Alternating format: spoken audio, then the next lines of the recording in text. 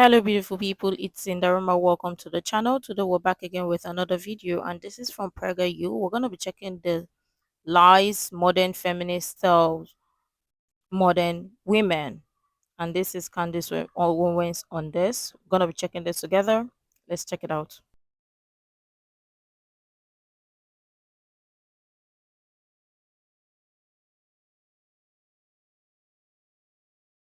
Okay, ladies and gentlemen, we are rolling into another episode of the Candace Owens Show.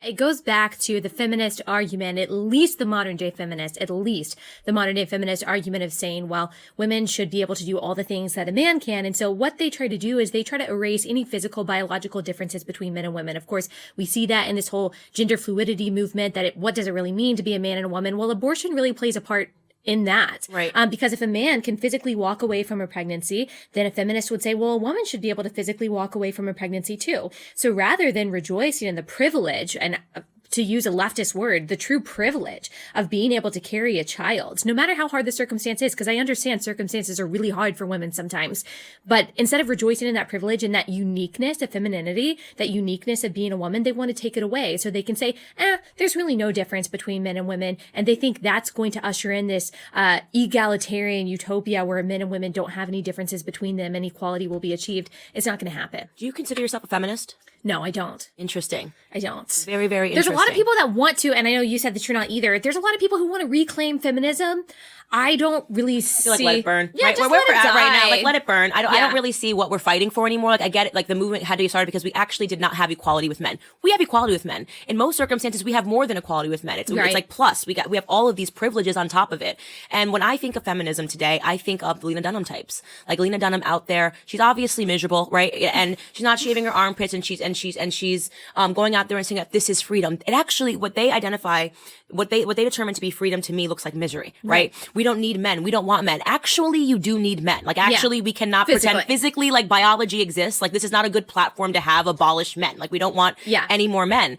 And the movement has become so radicalized. And the only way for people to actually pull it back is to just let it burn. I'm not a feminist. I don't need to be a feminist. There's nothing that they're fighting for that I agree with anymore. Yeah. It seems overprivileged. It seems bratty. You have time to put on a pussy hat and go march and scream during the weekday. You probably have achieved equality. Right. And I just want to tell Lena Dunham, like, you not shaving your armpits is not doing anything for me. So if I'm just going to tell you, woman to woman, I feel totally fought for already. Like, you can go ahead and shave your armpits, girl. Right. It's not accomplishing that much for me. Since still now about 20% of people meet their life partner in the workplace, what's the deal with asking somebody out for a coffee or a drink? And as far as I can work it out, and I quote some people I've spoken to in the book about this, but as far as I can work out, the deal is currently this. You can't do it and shouldn't do it because you could bring down your whole career unless you deploy it once with 100% accuracy that the person you're trying it on is to be your life mate. That's about right. That's a big risk for that coffee or drink request. Yeah. And unsustainable. Totally unsustainable. I make the joke, and I'm only half joking when I say if being gay could be a choice, if I was a man, I'd choose to be gay, because you're always treading in really scary territory with this rise of radical feminism. Right. And here's the other side of it, which no one is really discussing, is that these radical feminists who make this a problem, right? Who everything, it's now Me Too. You look at me, you find me attractive, I've been Me Too'd, right? You're Me Too'd. If you said a joke that was maybe a sexual nod or something, said that I looked good today, right? Or sexy today. You're now Me Too'd. The other side of that, though, is that what you're doing is you're turning men sort of into this tail in between the legs dogs. They're trying to emasculate men. But the biological underpinning of this is very interesting, is the feminists don't want that. Oh, no. They don't Absolutely. want that. They're making men they don't want. They don't want. Right. Sure. And a stunning piece, and you have to read it. Promise me you'll read it. Sure. Is Lena Dunham. Oh, Recently yes, wrote a piece in the New York Times. I'm a great fan about of Lena how Dunham. she just she could, oh my God, she's totally nuts. You can actually see she's now coping with the fact, and she actually says in the article, has Me Too gone too far? Right. This guy won't make a move on me. Right. And I'm like, you're the Who saw that author coming? of radical. Yeah. You're the author of radical feminism. Right. This is Yeah. what you made your bed laying Yeah, it. Men, of course. oh no men hit on me. No men come up to me. Who Well, what do you dare? think? Who would dare come up Yeah. to you and say anything? Yeah. And it's not because of the way she looks. She is disgusting, in my opinion. I think she's gross. But aside from that, even if a guy would tread that territory, He's read her pieces. You've got to be crazy to go up to her and say, would you like to go out on a date? Yeah, no, it's like going up to a nuclear device. That's exactly There's right. a mushroom cloud every which way you go. And also, part of the feminist movement is to put women up against men, compete with each other or compete against each other, and also divide them. So that's why they brought about this in strong independent woman than don't need a man. Come on, we all need a man. And mind you, most of the strong independent women who come to tell you, oh, they're strong independent women, they don't need a man. Behind the mask, there is a man that is sponsoring their lifestyle, which is even sad. And lots of people fall for the scheme or fall for the scam of I don't need a man. I am a strong independent woman. I don't need a man. They're just telling women. That is the reason why lots of women think that, oh well, they can do everything all by themselves, which is the BS or which is a lie. We all need each other, and modern feminists should stop it putting women against men or trying to make women to be equal as men. They sell the lie of equality to women or to modern women when in real sense they just want to compete or to divide both men and women so that men and women don't come together or don't meet because they don't want it. That's why they push to modern women to say, oh, you don't need a man. You can do everything all by yourself or you can be independent. Well, it's just sad, but I don't know who is feeding them. Obviously, modern women would rather listen to modern feminists than do the right thing. I was listening to the scam of feminism today. It would say, go out and be like men, be the most productive that you can be. You should want to work for the next 50 years and provide for your family. You can do it without a man. Adopt a child. You shouldn't want to pursue marriage. Marriage is bondage. And that's pretty much the scam of and the myth of feminism, right? But at their core, I think all of these women are running around thinking that they just want men to see them, but men don't want these radicalized women that are saying, if we have children, I'm going to let them pick their gender, right? I mean, that's like having little babies is the new term. It's not he or she, it's babies. Yeah. And we now have the social scientific data. Since second wave feminism, since the 1970s, women have become less happy. Not just relative to men, which is also true, but in absolute terms. And the left is shocked by this. They say, no, but now women have all of these new ideologies. Right, and it's making them miserable. Maybe something's wrong with that ideology of feminism. I got a call. I do a male-female hour on my radio show every week, and I have for about 15 to 20 years. So a woman called me. She said, I'm 50 years old. I have 3 degrees. I'm a very successful entrepreneur, CEO. And I want you to know, Dennis, that I deeply regret that I followed the feminist advice at college. Because when I come home after a successful day at work, to an empty home, no husband, no children, no family, it's not good. She was not self-pitying. I actually had her call. I've written 1,000 columns. They're all on the internet, 1,000. And I never did this before or after. I transcribed her call, and that was my column that week. Wow. All I said was, here is what a woman said to me on my radio show. I really do believe that modern feminism encourages male absence. It encourages it because it's become toxic. They use terms like toxic masculinity, right? And I say to myself, all of their examples of the idea of what it means to be a man now is toxic. They think, oh, this is a man. Masculinity is wrong. There's something inherently wrong with being a masculine man. And to me, I always say that it was toxic masculinity that saved me. You know, I had a healthy fear of my grandfather. Nobody played around with my grandfather. We still don't play around with my grandfather, you know, and it's just, there's a certain level of respect when you're in his home. There are rules. And because I had that healthy fear, I was, I guess, more responsive to that sort of authority when I had to go out in real life. You know, I believed in structure. And yet, this version of feminism today, we have women that are basically promoting men should act like women, right? Yeah. And women should act like men. There's all of this confusion. You can pick your gender, you can do what you want. And ultimately, what I think it's doing is feeding into this idea of a breakdown of the family. Yeah, you know, feminism as a branch of liberalism, you know, has had a very devastating impact on the Black community more than anything else, I believe. And that's not just an opinion. If you look back, and we don't have time to get into a lot of it today, but I could support it. If someone were to come up and demand, where'd you get that from? I could show them the research. And it didn't just like discourage a man being around. It kicked a man out of the house. That's right. In other words, you know, you're not needed here. Who became the male role model, the male figure in the home? Uncle Sam. All right. The government. Absolutely, and exactly this is what the modern feminists want. They want men to be to be feminine, women to be masculine. That is why you now see. Why do you think now we have more men, coming to tell you they can be a woman, and you see them all over the place? Like, why is that? Why is it so? It's so common now. Isn't that shocking? Like, isn't that surprising? Like, you wonder, like, where are all the men? What is going on? What is happening? Why all of a sudden a man wants to be a woman, or a man is saying because he wants to wear a dress to become a woman? Why is that? This is exactly why feminists are not saying nothing, because it gives them an upper hand. They want to kill masculinity, or men masculinity. They want to kill men masculinity for good. And pro man, I just happen to know that many of them will take what they can get, right? Yeah. And there are women who will take what they can get in a different way. And so you have to hold the line, even if you're the last human being on earth who subscribes to this idea, who gives a flying monkey's behind about your own integrity being exclusive. Not available to anyone who wants to click on your profile. You are exclusive. You are special. You are to be preserved. You're not to be given away. You're not a commodity. You're not something to be thrown in a trash can. Right. A magazine. You are a human being. And so I swear, I think it all comes back to teaching women to love themselves. I really think it's there. And having, hopefully a mother to teach you that and a father to teach you that is important. I think the breakup of the family and the fatherless families impact men and women differently. And for women, they can be far more susceptible to a society that says, please give us you for free.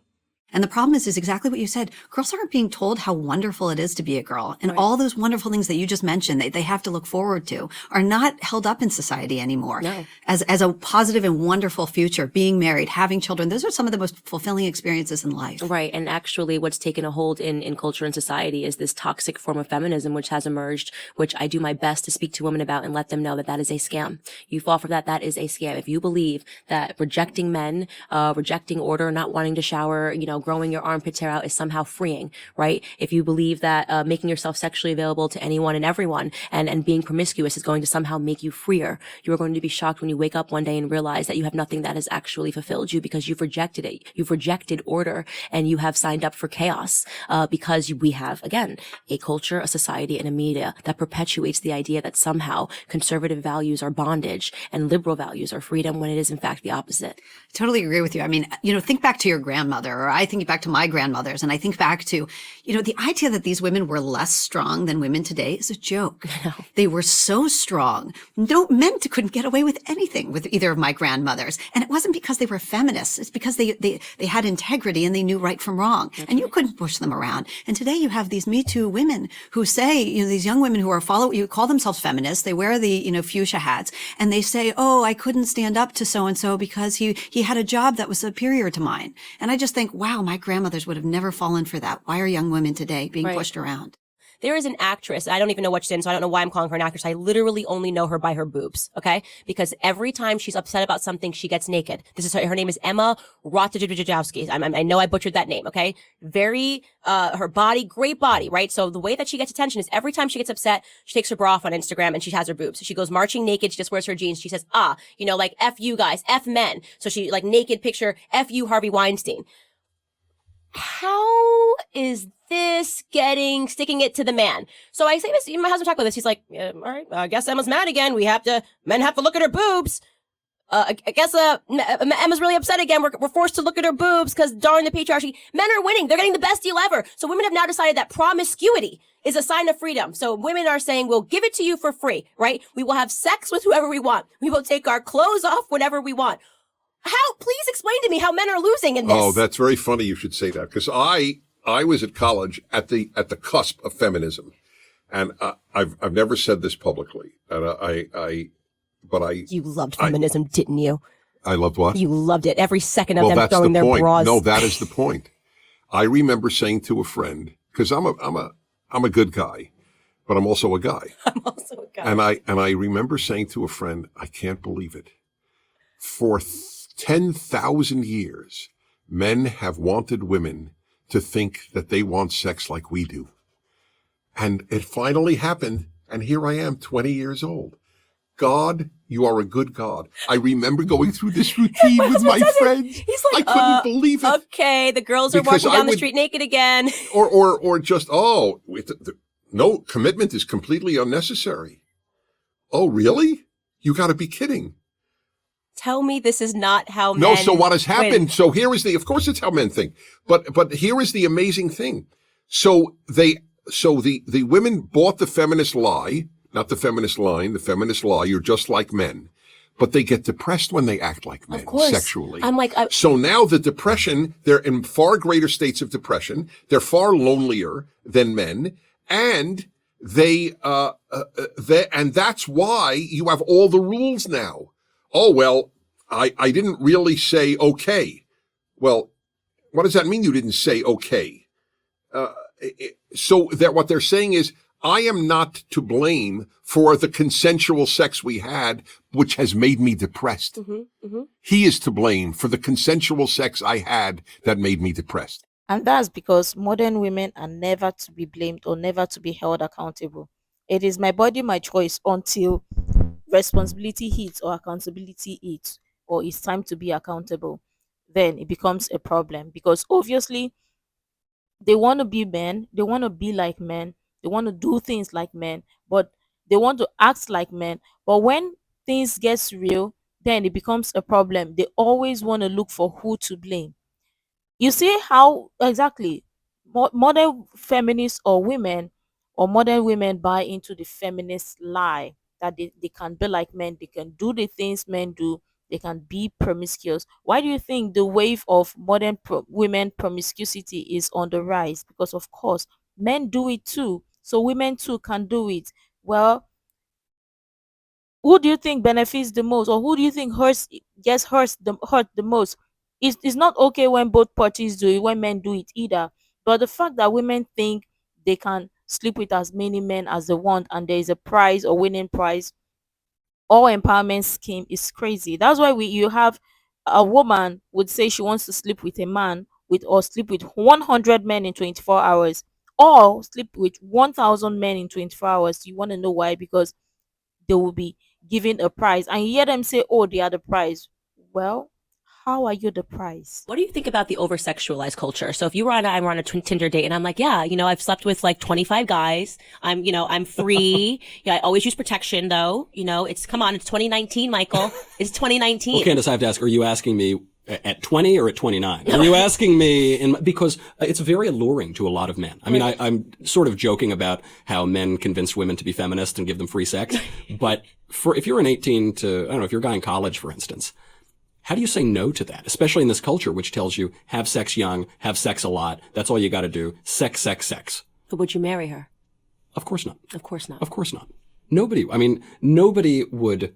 I think women are the same way. No woman looks at a man who's just sleeping around with, a different woman every night and says, yes, that's the man I want to raise my children. Right. Oh, what a great role model he'll be. Feels irresponsible. Of course. Like you're not going to be able to take care of the home because you can't take care of yourself. And the obsession with sex is not accidental. The obsession, sex it's the earliest profession, or the two earliest professions are prostitution and politics, and they're very similar. It's essential to our nature. Sex is fundamental to who we are. It can also become an addiction. When Tiger Woods got into trouble a few years ago because it turns out that the greatest athlete in the world was sleeping with beautiful women, we all joked about it. So, oh yes, he must have a horrible addiction. It's called being really rich and good looking and athletic. He goes home with a lot of women. But sex really can become an addiction. And in this culture, we're actually finding out millennials and Gen Z are having a lot less sex than Gen X and the baby boomers. You think we're having more sex? No. Everyone is just hooked on porn. Wow. Everybody, and it is a culture that is literally masturbatory. That becomes an addiction. I mean, you now see this all throughout the country and throughout the world. This is happening in Japan and other places. Like any other drug, people are becoming hooked on sex and hooked on porn. And what an addiction does is it causes you to stop thinking. It enslaves you. It makes you prone to certain behavior. And when you're not thinking, that's when the people who want to grab power can come in and force it on you. Our culture in America has shifted to one that is all about sex. And this is largely due to feminism, right? This whole idea of like, again, one exact same time frame he's talking about where they wanted to undo everything. Well, you know what? In that time frame throughout the 50s, women were wearing poodle skirts, and they were always dressed from head to toe. Same for the men. They were wearing suits all the time. Well, the part of throwing out what American culture was also saying this is sexual repression. And this was really kind of brought, this whole idea of sexual repression and your inner libido was brought to us by Freud, right? Yeah. And people started perpetuating this idea that, if you can release your inner, sexual libido and all of these things, you'll be less of a bigot. Honestly, this is the kind of stuff that they were writing, right? It's because you're sexually oppressed. That's what makes you a racist. That's what makes you this. And we sort of gave birth to this culture of, well, let's take it all off, right? This is us being free. This is us being sexually free. And now I look around and I'm like, you can watch porn without ever logging on to a porn website. You can watch porn by going to Instagram. Yeah. Right? I No mean, question. girls barely just what's legal. I mean, hashtag free the nipple. Women upset that they can't they can't show their breasts, on Instagram, yet men can be can show, themselves without a shirt on. It's like, this is very different, right? Seeing a man without a shirt on is not the same effect as seeing a woman that has her boobs out. Yeah. And they're pretending they don't understand that. And they're calling that, an injustice, a social injustice. So I think that most women listening would hear us as moralizing or preaching or judging or something. But here's the way that you get through, I think, to them. It's to say, this is really about love. Everyone wants to be loved. Everyone longs for a relationship, like historically a marriage, and hopefully still, where you have commitment. You can rely on it. You know it's there. It's based on something real, not something superficial that ages out and it doesn't really matter in the long run. When you cheapen a woman or women, you look around. I mean, the proof is in the marriage and divorce rate. In my grandmother's generation, they didn't have all this smut. You look around, I can think of so many women in her generation, her friends, our neighbors, who had their husbands right there with them every step of the way till the day they died. How many of us are going to have that this generation? Men need women and women need men. But you see, no man denies we need a woman. That's the irony. It is not unmasculine of me to acknowledge I need a good woman, but a woman needs a good man just as badly. It's so true. It's so true. And it's sad because the symbiotic nature of me just getting married, for people to know, and now that I'm married, I'm just like, guys, oh my gosh, it was all a lie. When I say it was all a lie, it means I was raised to believe, the classes I took, you're raised to believe you do not need a man. And not only do you not need a man, it is a token of how strong and how good you are if you do it without a man. It's an achievement. That's right. All a lie. And you can have a child and the child doesn't need a father. No, it doesn't, because you can do it by yourself. So passé. Right. Yeah. And the loneliest people are, by the way, according to polls, this is not a Republican or a conservative viewpoint. The loneliest people, according to the academic studies, are single parents. I do not doubt that at all. And this is what I always say. I had a young black woman come up to me on campus. I spoke at Trinity College, I think in January. And she came up to me and she was doing her little routine about what we are saying that women can't do it without men. I said, no. I've never said a woman can't do it without a man. There have been tons of women who have lost their husbands in horrible, tragic, Kobe Bryant, gone. Right? Do I think Vanessa just can't do it now? I think she can do it. Right. But you know what? I know that it would have been easier and better if she had a partner that was beside her side. And that is the way that she would have preferred it, right? We should not be setting our preferences to doing it without men. If we have to, right? When we have to send the boys to war, it's a totally but that should not be, you shouldn't be encouraging women to want that, to pursue that, because you know what's on the other side of that. You know it's misery. You know it's unhappiness. Let them know the joys of marriage. But you're absolutely right. What they're trying to do is denigrate what it actually means to be a woman, because it actually says a lot about what they think about womanhood and what they think about femininity, that it is inferior to men, so we need to be more like men in order to be really equal. Well, I believe that women are unique. I believe that there are things that women can do that men can't do. I mean, beyond just carrying a child, giving birth and all of that, but there are things that women are better at than men. There are ways that we can lead that are better than how men can lead, and vice versa. It's a very complementarian relationship that we should have between the genders, of course, acknowledging equal worth of both genders. But they're not willing to do that. They want to say, well, I can do all the same things that a man can. I want to be drafted like a man. And no, they never want that. Yeah. They always stop there. Well, AOC the other day, she said, I believe that all genders should be drafted. And so they think that they want all of that. No, they think want all of that. I get to go around the world and share my ideas, and I'm running 2 businesses by myself. What do you think is the thing that gives me the greatest pleasure in life? What has given you the greatest pleasure? As of this moment? In this moment, and also like in a day. What is the highlight of my day? Well, Maybe your marriage. Yeah, my marriage. Yeah. The highlight of my day is when I yes. get to cook dinner for my husband. Right. Right? I totally get it. And I would, my wife would answer the same thing, although she doesn't cook dinner for me because I prefer to eat out. Right. I'm a very strange husband. I love know, but cooking dinner. yes. Yeah, No. and putting food on the table, sitting down, Yes. talking to my husband, feeding our friends. Those are the things that give me the Right. greatest. I have had lunch with the President of the United States, and I am telling you, the Correct. thing that gives me the greatest pleasure Right. is feeding my husband. Right. Making him a sandwich. Okay? What Yes. was this all about? What was That this is whole correct. sport of That- we need to that is compete why- like men, that's why- be like men, correct. act like men, dress like men, talk like men, get naked, have sex with men, give them everything they want. For whose happiness? Right. Whose happiness? Exactly the same question, for whose happiness? Because feminists are forgetting, or modern women are forgetting, that men and women complement each other. And obviously, there are some areas that some men can do better than a woman, and a woman can do better than a man. The essence is coming together, but obviously, modern feminists want the division so bad. So they sell a lie to modern women, and modern women buy into it.